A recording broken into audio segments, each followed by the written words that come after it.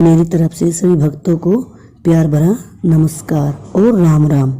आज हम बात करेंगे कि भगवान शिव को अपना गुरु कैसे बनाएं। भगवान शिव को गुरु बनाना सबसे आसान और सरल है, क्योंकि वो देवों के देव महादेव है, जिनको भोलेनाथ के नाम से भी पुकारा जाता है। भगवान शिव को भोलेनाथ इसलिए कहते हैं क्योंकि वो बहुत भोले हैं और अपने भक्तों के थोड़े से प्रेम से ही वो भक्तों पर रीझ जाते हैं। आज मैं आपको बताऊंगी कि मैंने भगवान शिव को अपना गुरु कैसे बनाया। सभी के जीवन में सुख दुख धूप और छांव की तरह आते जाते रहते हैं, लेकिन जब हमारा जीवन ठीक ठाक चल रहा होता है, सुख होता है, तो हम सब खुश रहते हैं, भगवान को बिल्कुल याद नहीं करते। लेकिन हम दुख आने पर ज़्यादा परेशान हो जाते हैं और बेचैन रहते हैं। लेकिन भक्तजनों, विपत्ति को भगवान का वरदान समझना चाहिए, क्योंकि अगर दुख और विपत्ति नहीं आएंगे तो हम भगवान को कैसे याद करेंगे और भक्ति मार्ग पर आसानी से नहीं जा सकते। लेकिन जैसे विपत्ति आती है तो हम घबरा जाते हैं। विपत्ति और दुख आने पर भी हमें घबराना नहीं चाहिए। विपत्ति और दुख ही ईश्वर के संकेत होते हैं कि वो भी हमें याद करते हैं। तो चलिए भक्तजनों, अब आगे बात करते हैं कि भगवान शिव को गुरु बनाने की प्रक्रिया कैसे होती है। भगवान शिव को गुरु बनाने के लिए आप कोई विशेष दिन भी चुन सकते हैं, जैसे कि शिवरात्रि, पूर्णिमा, प्रदोष व्रत या गुरु पूर्णिमा। अगर आप इन विशेष दिनों का इंतजार नहीं करना चाहते तो किसी भी सोमवार के दिन आप यह क्रिया कर सकते हैं। इसके लिए आपको सबसे पहले ब्रह्म मुहूर्त में जागना होगा। ब्रह्म मुहूर्त का समय पता आपको 4 बजे से होता है, 3 बजे से भी होता है। यदि आप ब्रह्म मुहूर्त में जाग जाते हैं तो बहुत उत्तम है, क्योंकि ब्रह्म मुहूर्त में किया गया कोई भी कार्य बहुत जल्दी सफल होता है। यदि आप जल्दी नहीं उठ पाते तो भी इसमें कोई दिक्कत नहीं है, आप किसी भी समय भगवान शिव के मंदिर में जा सकते हैं। हम बात करेंगे कि भगवान शिव को गुरु बनाने के लिए आपको अपने साथ मंदिर में क्या क्या सामग्री लेकर जानी है। इसके लिए आपको सबसे पहले अपने साथ नारियल, दक्षिणा, दूध, दही, घी, शहद, चंदन, मौली के बारे में कुछ भक्तजन अगर नहीं जानते हैं तो मैं आपको बता देती हूँ कि मौली एक लाल रंग का धागा होता है जो पूजा में प्रयोग करते हैं। वैसे तो भगवान शिव बहुत भोले हैं, वो एक लोटे जल से भी प्रसन्न हो जाते हैं। यदि आपकी सामर्थ्य नहीं है ये सब ले जाने की, तो आप केवल भगवान शिव के मंदिर में जाकर पानी के साथ और भाव के साथ भी उनको स्नान करा सकते हैं। तो जो मैं आपको सामग्री बता रही हूँ उसमें नारियल हो गया, दक्षिणा, जितनी आपकी सामर्थ्य है उस सामर्थ्य के अनुसार, दूध, दही, घी, शहद, चंदन, मौली, फूल, बांग, धतूरा और कोई भी प्रसाद ले सकते हैं। फूल सफ़ेद रंग के भगवान शिव को बहुत प्रिय हैं। अगर सफ़ेद रंग के मिल जाते हैं तो बहुत ही उत्तम है। अगर नहीं मिलते तो आप किसी भी रंग के फूल लेकर जा सकते हैं। गेंदे के फूल भी बहुत सुंदर लगते हैं, अगर आपको वो मिल जाते हैं तो आप वो भी ले सकते हैं। आपकी जानकारी के लिए बता दूं कि भगवान शिव को खीर अति प्रिय है। खीर भगवान शिव बहुत भाव से खाते हैं और उनकी प्रिय भोजन खीर ही है। यदि आप भगवान शिव को जल्दी प्रसन्न करना चाहते हैं तो भगवान शिव को खीर का भोग अवश्य लगाएं। अब आपके पास जो भी सामग्री है अपनी सामर्थ्य के अनुसार उससे भगवान शिव को स्नान कराएं। जैसे सबसे पहले आप दही से स्नान कराएंगे, फिर साफ पानी से स्नान कराएंगे, फिर दूध से, शहद से, घी से। इन सब से स्नान कराने के पश्चात भगवान शिव को साफ पानी से स्नान करा दें। और हाँ, एक विशेष चीज़, गंगा जल, अगर आपके पास गंगा जल है तो इनमें गंगा जल अवश्य मिलाकर लेकर जाएं। जब आप भगवान शिव के एक जो विशेष बात है वो सबसे मेन, आप कभी भी जब मंदिर में जाते हैं तो सबसे पहले आपको वहाँ पर जाने के बाद क्या करना चाहिए। जब आप भगवान शिव के सामने जाते हैं तो भगवान शिव को आप दंडवत प्रणाम करें। अगर आप पुरुष हैं तो सीधा लेटकर बिल्कुल दंडवत होकर प्रणाम करें।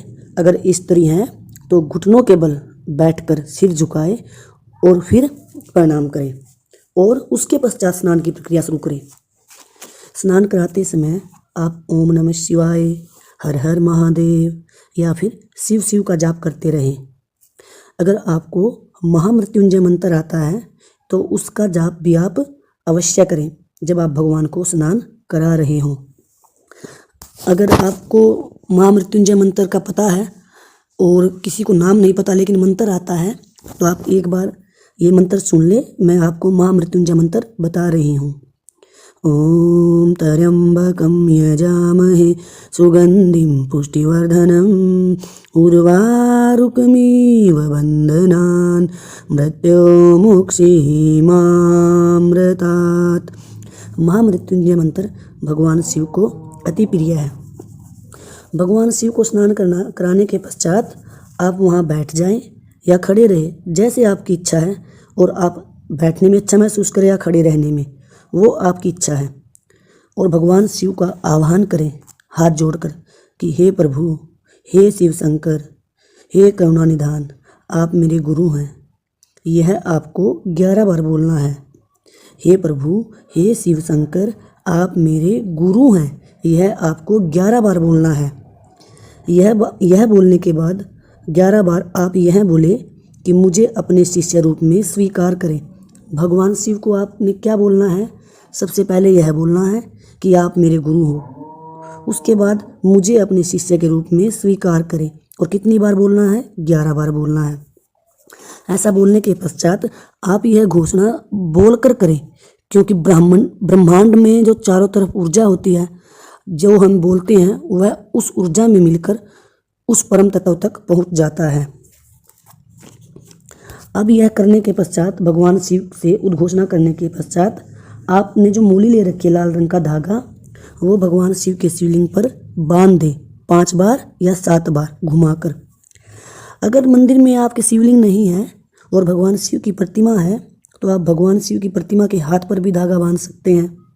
और उसके बाद आप ओम नमः शिवाय, हर हर महादेव, शिव शिव का जाप करते हुए अपने हाथ पर भी मूली बांध लें और भगवान शिव के साथ गुरु शिष्य का संबंध स्वीकार करें। उसके बाद भगवान शिव को उन सभी वस्तुओं को अर्पण कर दें और दक्षिणा अपने सामर्थ्य अनुसार दें और भगवान से कहें कि हे प्रभु, मैं तो आपको कुछ भी देने के योग्य नहीं हूँ और आपका दिया हुआ आपको अर्पण कर रहा हूँ या अर्पण कर रही हूँ।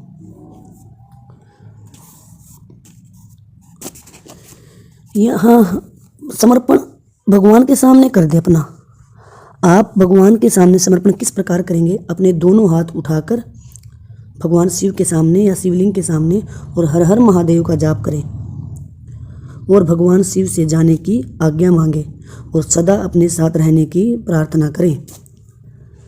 आप मंदिर में बैठकर भगवान शिव से जाने की आज्ञा मांगने से पहले आपने जो अभी क्रिया की है, भगवान शिव को स्नान कराया है, मूली से भगवान शिव को धागा बांधा है, अपने हाथ पर बांधा है, उसके बाद आपको वहाँ पर बैठकर 7 या 11 माला ओम नमः शिवाय, मंत्र आपको जो पसंद हो, ओम नमः शिवाय का कर सकते हैं, हर हर महादेव या शिव शिव, जो आपकी जीवा को उच्चारण में अच्छा लगे, आप उस मंत्र की 7 या 11 माला करें। उसके पश्चात आपको रोज 1 माला का जाप करना है। और सबसे प्रमुख बात, जो सबसे मेन भगवान शिव को गुरु बनाने में बात है, वह यह है कि भगवान शिव को श्री राम अति प्रिय है और वो उनको अपने आराध्य के रूप में मनन करते हैं। आपको रोज भगवान शिव को श्री राम का नाम सुनाना है।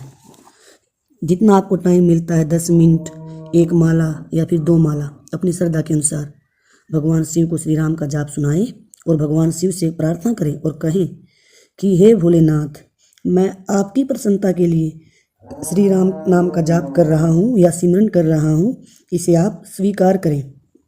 और आपको रोज भगवान शिव को श्री राम का नाम सुनाना है। ऐसा करने के पश्चात आप भगवान शिव जी से आज्ञा मांगे और अपने घर वापस आ जाए और भगवान शिव से प्रार्थना करके आएँ कि चलिए प्रभु, आज से आपका मेरा गुरु और शिष्य का संबंध है, अब आपको हमेशा मेरे साथ रहना है। ऐसा करने के पश्चात आप और भगवान शिव के बीच गुरु शिष्य का संबंध बन गया है। अब आपको एक अपने जीवन का जो रोज का आपकी कार्य है, जो भी आप सुबह से लेकर शाम तक करते हैं, उसमें आपको सबसे पहले सुबह उठते ही, आंखें खोलते ही भगवान शिव को प्रणाम करना है। कहना कि हे गुरुदेव, मेरा प्रणाम स्वीकार करें और मुझे आशीर्वाद दे कि मैं अपने जीवन के सभी कार्य आपका नाम लेकर करता रहूं।